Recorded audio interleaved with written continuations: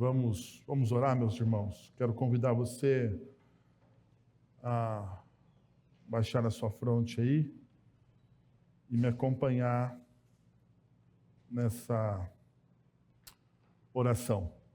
Pai, nós queremos te agradecer por este momento, onde nós cantamos verdades da sua Escritura, Deus, através de músicas, falamos sobre a tua fidelidade, relembramos, ó Deus, que nós precisamos do Senhor, somos dependentes do Senhor, confessamos os nossos pecados, mas neste momento nós vamos olhar para a tua palavra, Senhor.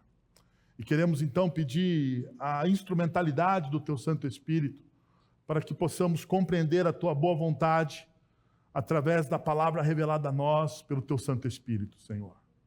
Essa palavra que é inspirada e inerrante, que nela não contém falhas, que nelas tem a verdade, a mais pura verdade de todas, que ela neste momento fale ao nosso coração e transforme as nossas vidas, é o que nós pedimos em nome de Jesus, Senhor. Pedimos que o Senhor derrame graça sobre nós e possamos ouvir a tua voz. É assim que nós oramos. Amém. Muito bem, meus irmãos, como vocês sabem, nós estamos estudando praticamente, ou melhor dizendo, o mesmo tema da cantata, História no Novo, no Velho, como as promessas do Antigo Testamento se cumprem no nascimento de Jesus. Como essas promessas elas se cumprem no nascimento de Jesus. E nos 3 primeiros sermões, nos 3 primeiros textos que nós estudamos, nós vimos 3 promessas que estão no Antigo Testamento. Nós chegamos então agora no meio da nossa série. Ou seja, daqui para frente nós temos mais 3 sermões e agora dá uma guinada, porque nós vamos não mais olhar para o Antigo Testamento, mas nós vamos olhar para o Novo Testamento e perceber como aquelas promessas feitas há centenas de milhares de anos antes do nascimento de Cristo Jesus, algumas delas, foram cumpridas no nascimento do Cristo. Foram cumpridas no nascimento do Cristo. Nós sempre precisamos olhar para a palavra de Deus dessa maneira. O Antigo Testamento como promessa e o Novo Testamento como cumprimento de todas as promessas. Cristo Jesus, ele é o clímax de todas as promessas que existem nas Sagradas Escrituras. Como nós lemos através do apóstolo Paulo, Cristo Jesus é o sim de Deus para todas as promessas que estão no Antigo Testamento. Todas. Cristo Jesus, ele se torna o sim de Deus. E neste momento, quando nós vamos adentrar ao Novo Testamento, uma pergunta me veio à mente. Como você, se você precisasse contar a sua história hoje, como começaria? Se você hoje precisasse contar a sua história, se você fosse contar a sua história, como você começaria contando a sua história? Como? Por onde você começaria contando a sua história? Quais são os eventos, quais são os fatos, os momentos que você incluiria? Quais são os momentos, os fatos que você consideraria irrelevantes ou até mesmo omitiria? Quais pessoas você daria destaque na sua história? Quais pessoas você simplesmente colocaria aí no limbo do esquecimento, né? Talvez como você colocaria ali no destaques da sua história o seu pai, a sua mãe, algum mentor, alguém que fez diferença na sua vida. Talvez você colocasse no limbo do esquecimento aquela namorada ou namorado que te deu um fora e você não contaria a sua história a partir dos seus foras. É muita verdade que quando nós olhamos as crônicas dos antigos reis, eles tinham essa prática. Nas crônicas dos antigos reis, eles contavam os seus grandes feitos e excluíam aquilo que não era tão grande, tão grandioso, tão bondoso, aquilo que talvez mancharia a sua história. Essa é uma verdade. Então, para a gente entender como isso se desdobra no Novo Testamento, eu quero convidar você a ler comigo Mateus capítulo 1, do verso de número 1 até o verso de número 17, que diz o seguinte: registro da genealogia de Jesus, filho de Davi, filho de Abraão. Abraão gerou Isaque, Isaque gerou Jacó, Jacó gerou Judá e seus irmãos. Judá gerou Pérez e Zera, cuja mãe foi Tamar. Pérez gerou Esrom, Esrom gerou Arão. Arão gerou Aminadab, Aminadab gerou Naasson, Naasson gerou Salmão. Salmão gerou Boaz, cuja mãe foi Raabe. Boaz gerou Obed, cuja mãe foi Ruth. Obed gerou Jessé. E Jessé gerou o rei Davi. Davi gerou Salomão, cuja mãe tinha sido mulher de Urias. Salomão gerou Roboão. Roboão gerou Abias. Abias gerou Azá. Azá gerou Josafá. Josafá gerou Jorão. Jorão gerou Uzias. Uzias gerou Jotão. Jotão gerou Acás. Acás gerou Ezequias. Ezequias gerou Manassés. Manassés gerou Amon. Amon gerou Josias. E Josias gerou Jeconias e seus irmãos no tempo do exílio da Babilônia. Depois do exílio da Babilônia, Jeconias gerou Salatiel. Salatiel gerou Zorobabel. Zorobabel gerou Abiúde. Abiúde gerou Eleaquim. Eleaquim gerou Azor. Azor gerou Sadoc. Sadoc gerou Aquim. Aquim gerou Eliúde. Eliúde gerou Eleazar. Eleazar gerou Matã. Matã gerou Jacó. E Jacó gerou José, marido de Maria, a qual nasceu Jesus, que é chamado Cristo. Assim, ao todo houveram 14 gerações de Abraão a Davi, 14 de Davi até o exílio da Babilônia e 14 do exílio da Babilônia até Cristo. Até Cristo. Fora esse texto ser uma excelente fonte de nomes para o seu futuro filho, né? Fora ser um excelente... Esse texto nos conta muitas das histórias bíblicas. Esse texto, o texto que nós lemos, ele tem ali o relato de centenas de anos de histórias bíblicas e da promessa de Deus sendo cumprida na vida do povo de Israel. É verdade que quando você olha para alguns nomes, você fala assim, não devia estar aqui essa pessoa. Essa pessoa aqui não devia estar aqui.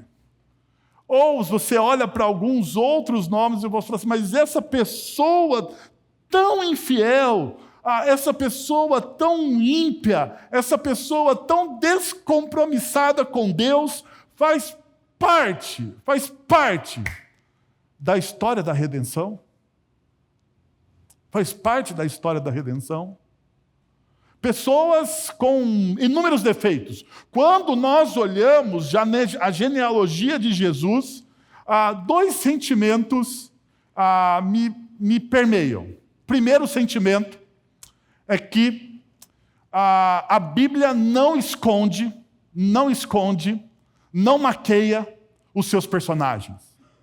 Como eu disse, grandes reis na história maquiavam as suas histórias. Aumentavam os seus feitos, mostravam a realidade de uma maneira, ou melhor, eles reescreviam a narrativa histórica. As Sagradas Escrituras, ela lida com a realidade do jeito que ela é. Nem todo mundo que está ali deveria estar na ótica, talvez, desse pobre pastor. Com isso vem um segundo sentimento. A graça de Deus é tão poderosa, a graça de Deus é tão avassaladora que no meio de pessoas tão ruins, tão pessimamente de caráter, pessoas péssimas de caráter, Deus extrai o melhor de tudo isso. Como que a palavra de Deus pode ser tão maravilhosa nesse ponto? Mas eu gostaria de mostrar para vocês algumas coisas que muitas vezes passa despercebido nas nossas compreensões. Primeira coisa, ponderações culturais. No primeiro século, a genealogia funcionava como um currículo que definia seu status social e a sua identidade. Sua história pessoal era inseparável dos feitos e fracassos dos seus antepassados. Então, se você pegar a genealogia de Jesus e fizer um raio-x minucioso, você falava assim, Jesus deveria ter tirado algumas pessoas desse negócio. Se ele quisesse ter a moral histórica, ele deveria ter tirado algumas pessoas do relato. Mas lembrem-se, a palavra de Deus não está para maquiar a condição humana, a palavra de Deus está ali para demonstrar o tamanho do amor e da graça do próprio Deus. Veja como isso acontece na própria cultura do Antigo Testamento. Herodes, cuidadosamente manipulou sua genealogia pública, removendo nomes estratégicos para esconder conexões que poderiam comprometer sua legitimidade ou reputação. Esse ato revela sua obsessão pelo poder e controle, além de um esforço deliberado para alinhar-se aos interesses políticos e religiosos da sua época. De acordo com o estudioso Greg Kinnear, Herodes buscava legitimar sua posição diante dos judeus, pois era de origem idumeia. Ou seja, Idumeia, ele era descendente de Esaú.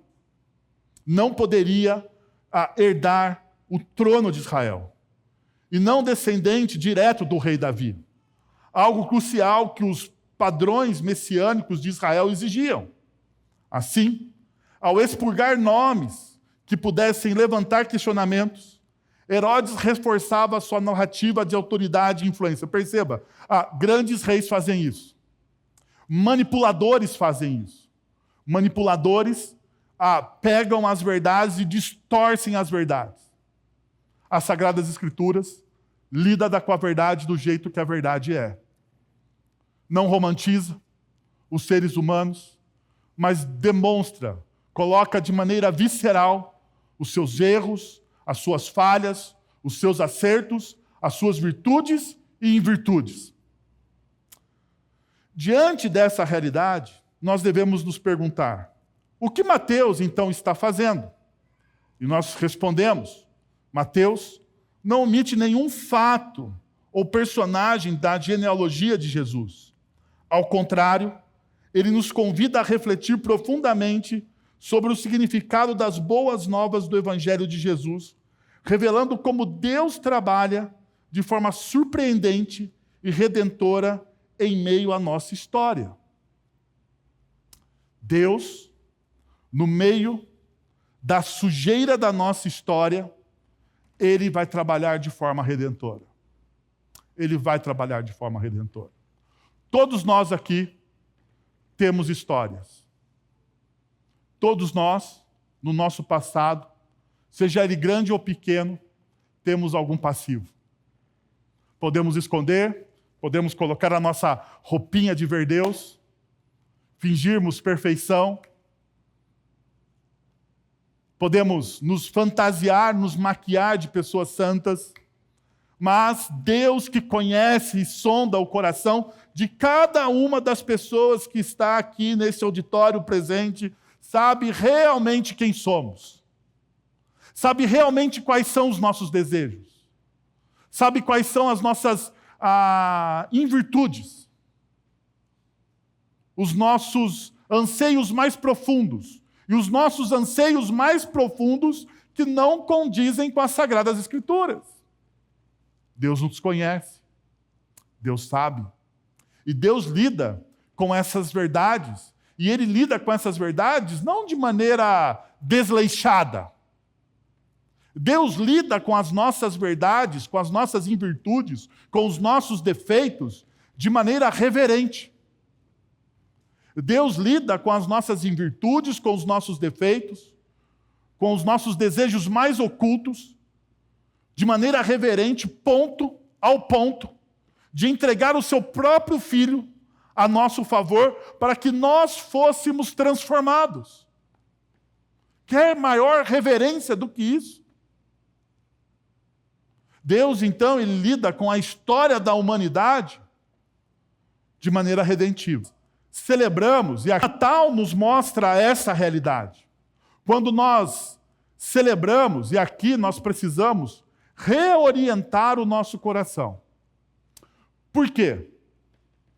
Porque no Natal, na cultura brasileira, nós celebramos o menino Jesus. No entanto, historicamente, esse Cristo que nasce no Natal, ele já morreu, ele já ressuscitou e ele reina. Ou seja, no Natal nós não devemos comemorar o menino Jesus, mas nós devemos comemorar, relembrar o ato de amor encarnacional que Cristo tem para com a humanidade. E isso muda completamente. Por quê? Porque ao olhar para a manjedoura, nós não olhamos um menino inocente ou um menino frágil. Ao olharmos para a manjedoura, nós olhamos para o Deus encarnado que entra na história para trazer redenção e transformação à vida de todo aquele que o confessa como Senhor e Salvador da sua vida. A visão muda. Nós percebemos essa realidade de uma outra maneira. Sendo assim, o que o Natal e as promessas do Antigo Testamento que nós já estudamos nos revela a partir do Novo Testamento?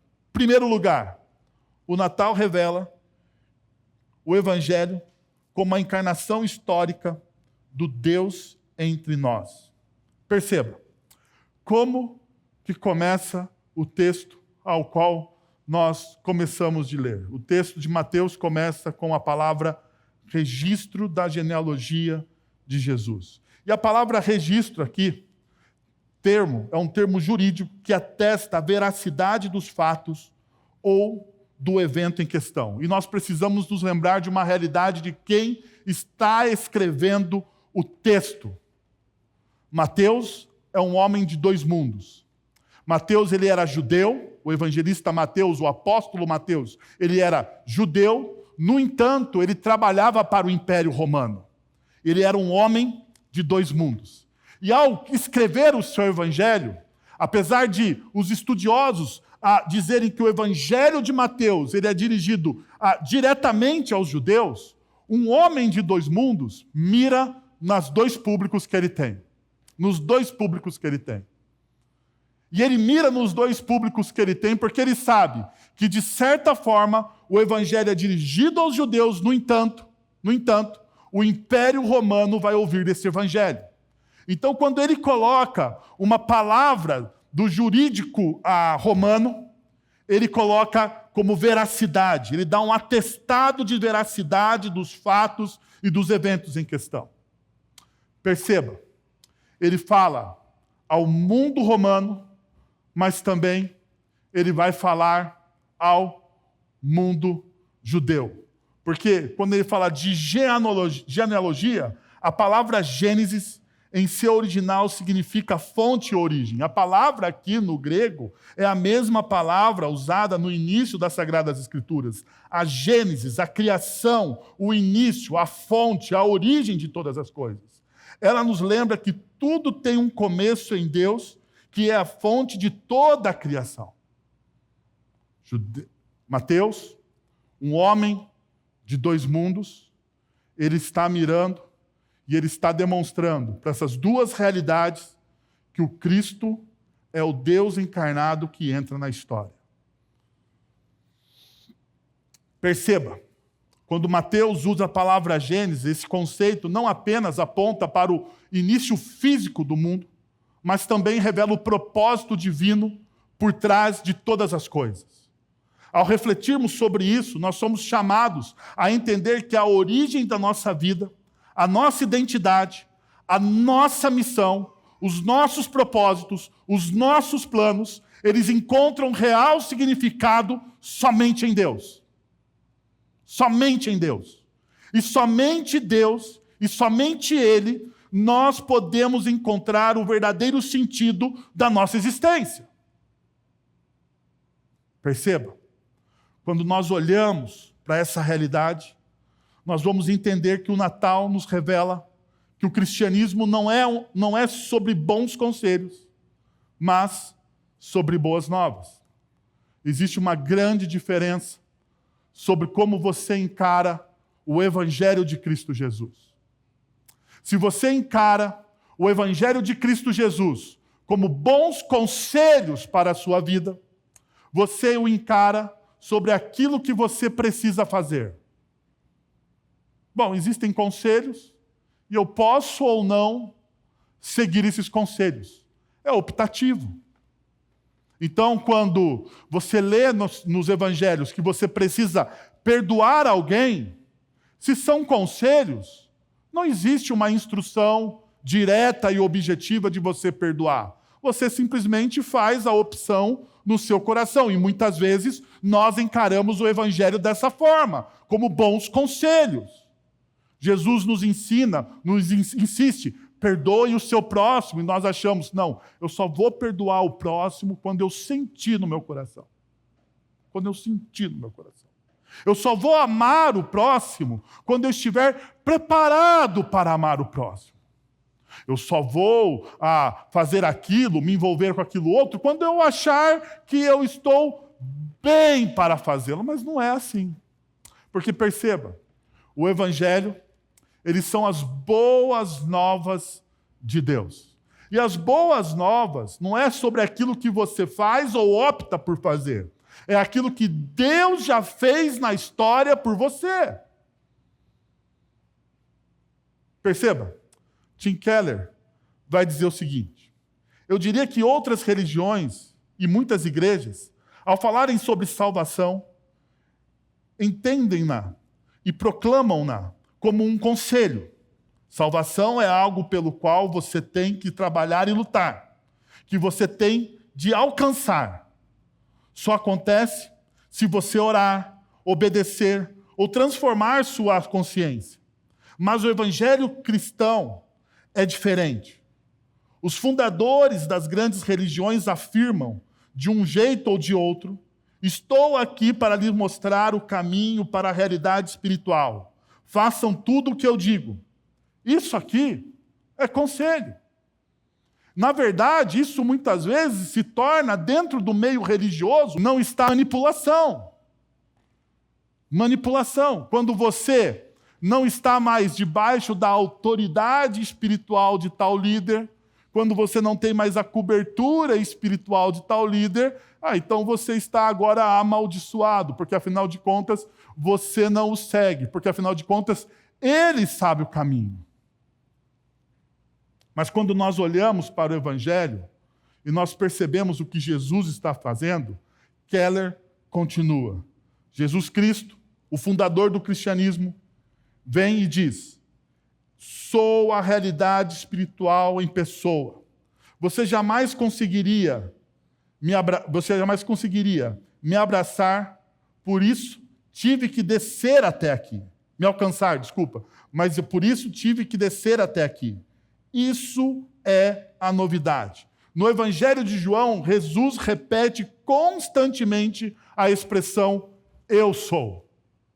Uma clara referência ao nome de Deus revelado em Moisés, em Êxodo, capítulo 3, verso de número 14. Quando Deus se revela a Moisés naquela sarça ardente, ele diz: eu sou o que sou. Essa declaração de Deus é a raiz do uso da expressão que Jesus coloca em sua boca, eu sou, que se apresenta como uma revelação plena e final de quem Deus é. Cada eu sou de Jesus no Evangelho de João é uma afirmação ousada da sua divindade e, perceba, do cumprimento de todas as promessas do Antigo Testamento. Em Jesus, Deus se faz presente não apenas em palavras, mas em ação salvadora. Quando nós olhamos para o Natal, nós precisamos identificar esse Cristo.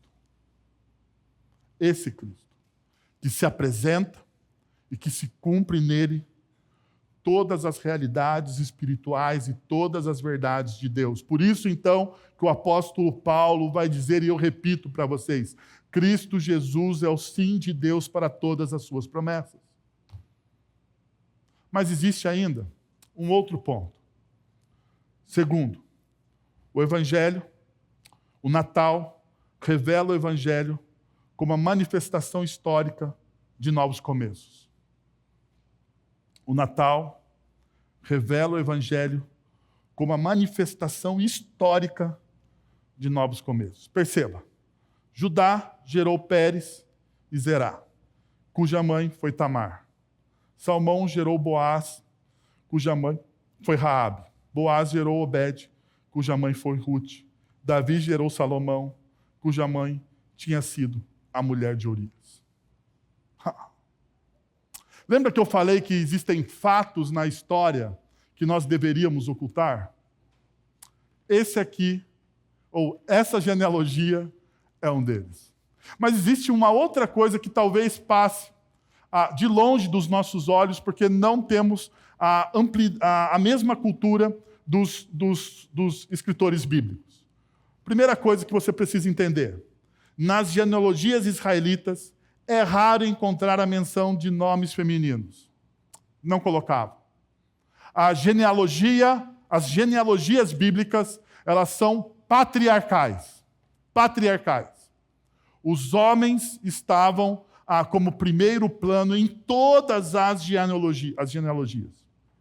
Tanto que você vê que o final da genealogia de Jesus termina com José. Porque são realidades patriarcais. Segundo ponto, as mulheres são mencionadas nas genealogias apenas quando há necessidade de corrigir uma irregularidade. Então, quando houvesse alguma irregularidade, alguma dúvida, ou tivesse que especificar dentro da genealogia quem é aquela pessoa, colocava-se o nome da mãe. Uma outra questão. Mateus, surpreendentemente, menciona 4 mulheres na genealogia de Jesus, mesmo quando não há irregularidade a ser corrigida. Ou seja, quando Mateus coloca os nomes das mulheres, é algo intencional. Por último, curiosamente, Mateus omite mulheres chaves, como Sara e Rebeca, na genealogia de Jesus. Não tem.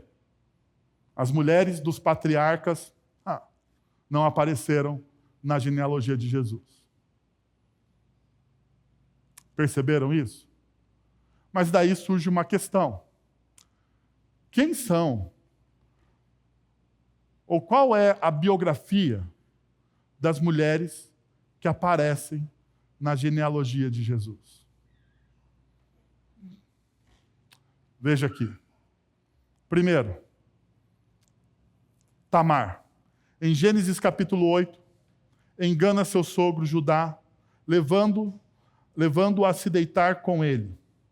Esse ato é um exemplo de incesto claramente condenado pela Bíblia que repudia tais práticas como uma violação da lei de Deus.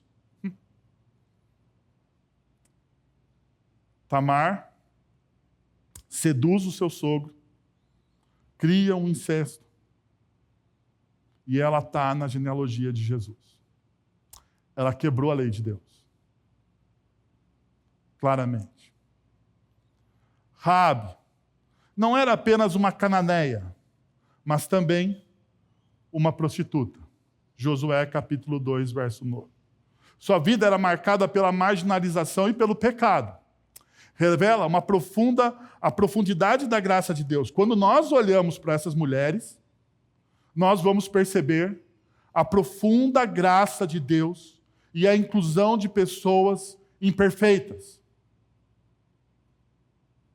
E a questão aqui não é a questão simplesmente do gênero da pessoa, masculino ou feminino.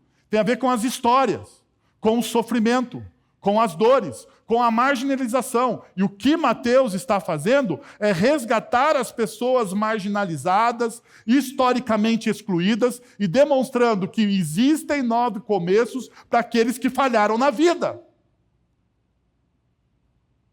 Perceba? Ruth era uma moabita, de um povo marcado pela idolatria e imoralidade, como vemos em Gênesis 19. Como pessoa, Ruth, de todas, talvez seja a mais aceitável. A mais aceitável. Mas sua origem moabita a coloca em uma posição de afastamento de Deus. Ela não era do povo escolhido. Ela não fazia parte da aliança. Mas daí existe a última mulher, a qual o nome não é nem mencionado. Betseba. Mencionada como a mulher de Urias. Eu não sei se você percebeu, quando nós lemos, Davi gerou Salomão, cuja mãe é a mulher de Urias. Fica claro ali, então, a demonstração de que ela é lembrada, assim como Davi é lembrado também, principalmente pela tragédia do seu adultério com o rei Davi. A história é narrada em 2 Samuel, capítulo 11, onde Davi, ao ver Betseba se banhando, a tomou para si, mesmo sabendo que ela era esposa de Urias, um dos seus soldados. Perceba a graça de Deus para novos começos. Não existe história tão cabeluda, não existe pecado tão feio, não existe situação tão vexatória que a graça de Deus não possa transformar e mudar, redimir. Perceba essas histórias. Perceba o quanto elas muitas vezes nos chocam. Quando você vai ao texto e você lê esse texto, você fala assim, meu Deus, que tipo de pessoas são essas? Que tipo de pessoas são essas? Socorro! Porque nós temos a ilusão de que nas Sagradas Escrituras só tem pessoa santa, só tem pessoa apaixonada por Deus. Não! Deus está contando nas Sagradas Escrituras a história de pessoas falíveis. Ou melhor, pessoas falidas moralmente. Pessoas que falharam. Mas de maneira graciosa, Deus, Ele coloca essas pessoas dentro da genealogia do Cristo. Perceba essa última história. Quando Betseba engravidou, Davi tentou encobrir seu pecado, ordenando a morte de Urias. Ordenando a morte de Urias. Se você vai ao texto, você percebe os detalhes sórdidos do pensamento de Davi. As maquinações controversas, as mentiras, os altos enganos, o desejo descontrolado, a ambição, a opressão, o abuso com Urias, o abuso com Betseba. Esse é o homem das Sagradas Escrituras. Davi é o homem das Sagradas Escrituras, chamado como o homem segundo o coração de Deus. É este o homem.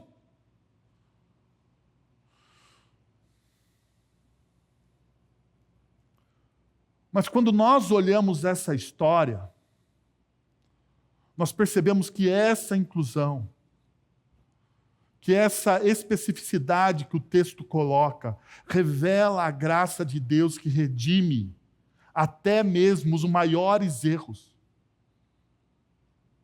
fazendo da história de falha um instrumento no cumprimento do plano redentivo de Deus.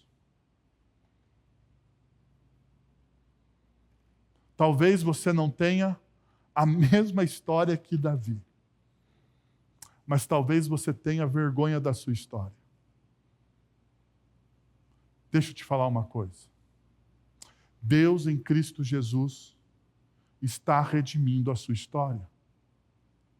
Deus em Cristo Jesus está dando a oportunidade a você de novos começos, de uma nova história, de um novo momento.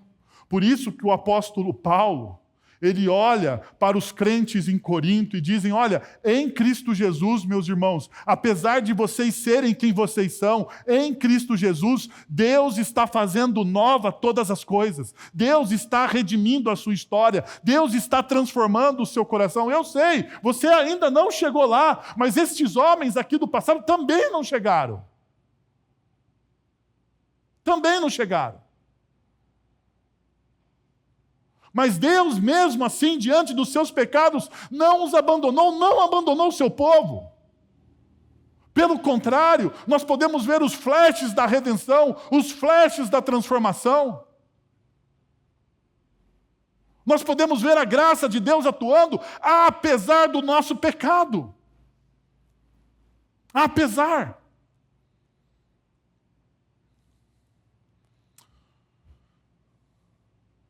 Nesse Natal, enquanto você comemora o Cristo que venceu a morte, nesse Natal, enquanto você comemora o amor encarnado, você precisa se lembrar que Cristo Jesus é um novo começo para você.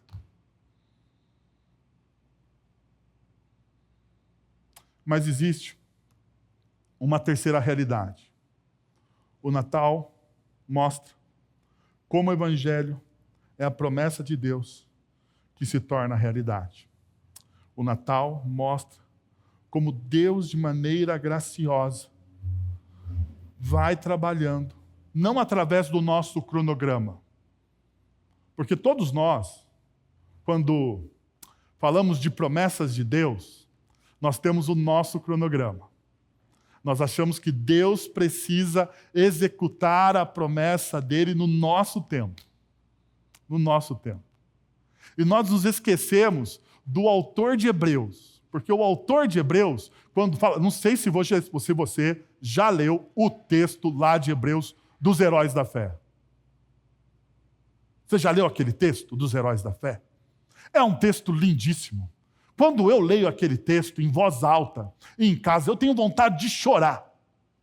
De chorar.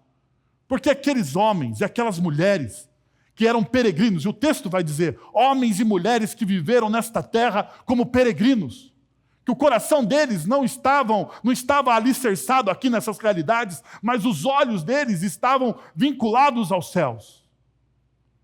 Caminhavam com os pés na terra, mas com os olhos voltados para a eternidade. Esses são esses homens. Homens que arriscaram tudo, que consideraram tudo como perda diante daquilo que Cristo Jesus tinha prometido. Mas uma das coisas que Hebreus nos diz é que aqueles homens, eles olharam a promessa de longe, mas não a receberam. Eles vislumbraram a promessa. A ideia ali é como eles vissem uma sombra. E foram guiados por aquilo. E arriscaram a vida por aquilo. Mas não receberam. Deus, ele tem o cronograma dele para as promessas.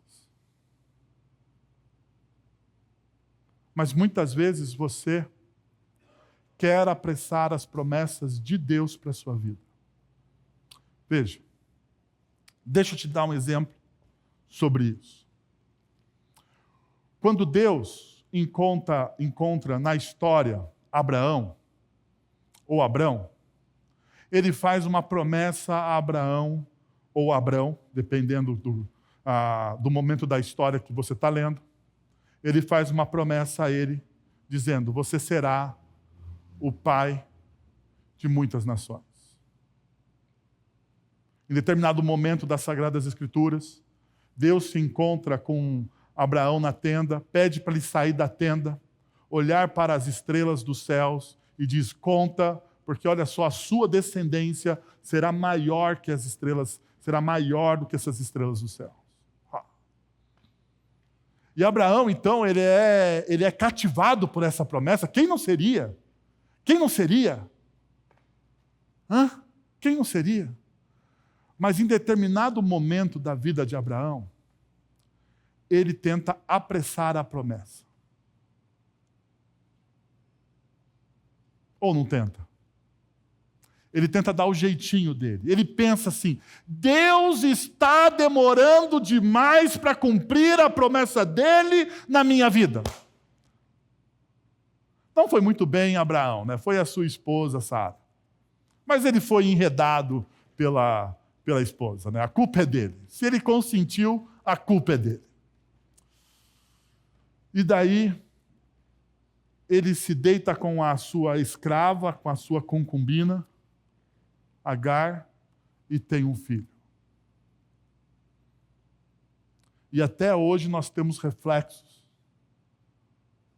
na história do mundo sobre esse apressar da promessa entre a guerra entre judeus e o mundo árabe. Porque um dia, um homem chamado por Deus quis apressar a promessa de Deus para a vida dele. Quantas vezes você e eu, diante da nossa impaciência para com Deus, queremos apressar aquilo que Deus tem para nossas vidas. E deixa eu te dizer uma coisa: se você tentar apressar aquilo que Deus tem para a sua vida, vai dar ruim. Vai dar ruim. Então, o texto bíblico, no verso de número 13, ao qual nós estamos estudando, perceba, ele vai dizer assim: ao todo houve 14 gerações de Abraão e Davi, 14 de Davi até o exílio da Babilônia, e de 14 do exílio da Babilônia até o Cristo. Até o Cristo. E daí a gente vê Abraão e Davi como parte ou como a propensão dessa promessa. E a gente aqui percebe o cumprimento de duas delas. Primeiro, este te ferirá a cabeça. É através do chamado de Abraão a Davi que o Cristo vem e ele fere o inimigo das nossas almas. Ele vence o diabo. E você deve estar se perguntando, ao ouvir isso, por que a escolha de Abraão na genealogia e não de Adão? Deixa eu te responder isso. É muito simples. A promessa de Gênesis capítulo 3, verso de número 15, ela é uma promessa à humanidade, não é específica. Adão e Eva, naquele contexto, não representam um único povo, um povo chamado e escolhido por Deus. Não! Naquele contexto, é uma promessa universal de que da semente da mulher sairia o Redentor que esmagaria a cabeça da serpente. Ou seja, traria vitória sobre todo o pecado e a morte. Esta é a primeira promessa messiânica, e que ela é cumprida, ou começa a ser cumprida, no chamado de Abraão.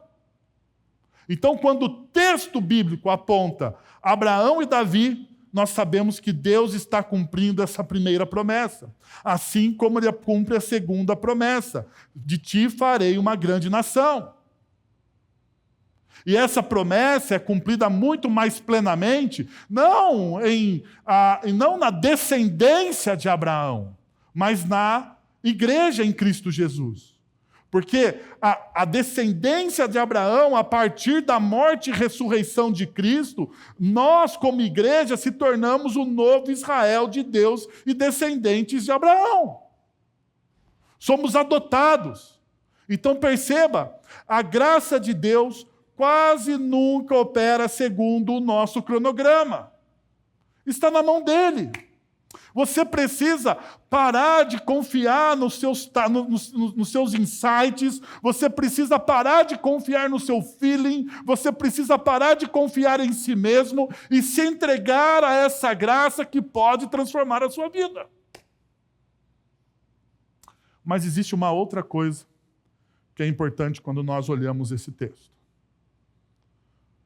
O texto, então, ele vai dizer que de Abraão a Davi, 14 gerações, de Davi até o exílio da Babilônia, mais 14, e do exílio até o Cristo, 14 gerações. A genealogia de Jesus, a genealogia de Jesus em Mateus 1 apresenta 6 conjuntos de 7 gerações. E Jesus inicia o 7º conjunto, cumprindo perfeitamente o plano de Deus. Perceba, em Mateus, verso de número 17, o último versículo, vemos a genealogia de Jesus dividida em 3 conjuntos de 14 gerações, que totaliza 42 gerações, divididas de maneira que se reflete na história da salvação. Embora o texto de Mateus não mencione explicitamente o número 6 ou 7, essas observações cuidadosas revelam que o padrão de Deus, que o padrão de 6 conjuntos de 7 geração, pode ser inferido, visto que cada sete na Bíblia, frequentemente, carrega um significado teológico profundo, representando a perfeição e o cumprimento do plano divino. Ao considerar isso, podemos afirmar que com a vinda de Jesus, ele é o início do 7º conjunto de 7 gerações. Isso é teologicamente significativo. Por quê? Porque o número 7 nas Escrituras está associado ao descanso e à perfeição do plano de Deus. No livro de Gênesis, Deus cria o mundo em 6 dias e descansa no 7º dia. Um símbolo do cumprimento e da conclusão da sua obra divina. Assim, ao nascer Jesus, o cumprimento dessa promessa redentora de Deus começa a ser evidenciado para o mundo, marcando então o início desse 7º dia, onde justiça, perfeição, retidão se encontram na pessoa de Jesus, que é o Messias, que é o clímax de toda a criação. Quando o texto nos mostra essa realidade de maneira prática, para nos ensinar que em Cristo a história da salvação chega até nós de maneira prática. Que nós experimentamos em Cristo todas as promessas que residem nas Sagradas Escrituras. Ele é o fim de todas essas promessas. Ele é o descanso para nós. Por isso, então, que Jesus, quando dá a interpretação da lei em Mateus, capítulo 6, 7, Mateus 5, 6 e 7, no Sermão do Monte, ele diz que ele é o descanso. Que ele é o nosso descanso. Jesus é o descanso para as nossas almas cansadas. Jesus é o descanso para o nosso coração cansado. Jesus é aquele ao qual nós podemos lançar sobre ele o nosso fardo. E quando nós lançamos o nosso fardo sobre ele, nós podemos descansar. Nós podemos descansar. A pergunta que eu tenho para você é se você tem experimentado esse verdadeiro evangelho e essas verdadeiras promessas na sua vida. Sendo assim, eu quero convidar você a 3 movimentos. Primeiro, abrace o evangelho como fato histórico das boas novas, não apenas como os bons conselhos. Abrace o evangelho de maneira íntegra. De maneira íntegra. Eles não são bons conselhos, não é um coach, não. No evangelho de Cristo Jesus reside as boas novas de que Cristo Jesus venceu todo e qualquer desafio. Segundo, deixe que Jesus reescreva a sua história pela sua verdade e graça. Deixe que Jesus assuma o controle da sua história. Veja só, o que você tem a perder? Até hoje, você esteve no controle. Até hoje você determinou as coisas. Até hoje você fez tudo do seu jeito. E se você chegou neste momento, quebrado, com o seu coração quebrado, aqui, é porque você tem feito tudo da sua forma.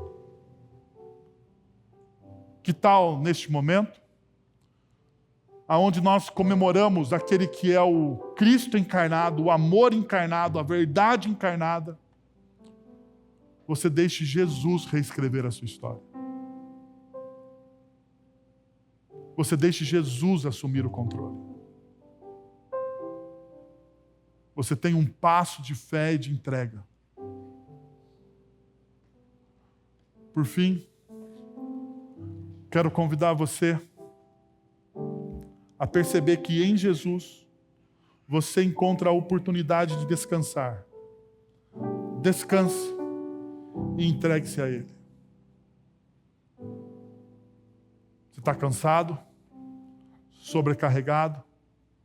Hoje Jesus diz para você: vinde a mim. Vinde a mim. Que tal você fechar os seus olhos, abaixar a sua fronte e orar ao Senhor? Vamos orar mais uma vez e receber a bênção. Pai, muito obrigado por aquilo que o Senhor fez na nossa história. Muito obrigado pelo teu amor em Cristo Jesus, pela verdade do teu evangelho, por relembrarmos, ó Deus, daquilo que o Senhor tem construído nas nossas vidas, que no Senhor existem novos começos, que no Senhor nós podemos descansar, que no Senhor nós podemos desfrutar, ó Deus, desse Cristo que é o amor encarnado, Pai. Nós queremos te agradecer por isso, Senhor. Que o Senhor transforme dia após dia o nosso caráter na pessoa de Cristo Jesus. É isso que nós te pedimos, Senhor. Transforma o nosso coração. Acompanha o teu povo, ó Deus, como o Senhor diz que jamais nos deixaria, que estaria conosco, caminhando dia após dia, até a consumação dos séculos. Agora, irmãos, que a graça de nosso Senhor e Salvador Cristo Jesus, que o amor e a graça e o poder de Deus, e que a consolação do Santo Espírito estejam sobre vocês agora e pelos séculos dos séculos. Amém.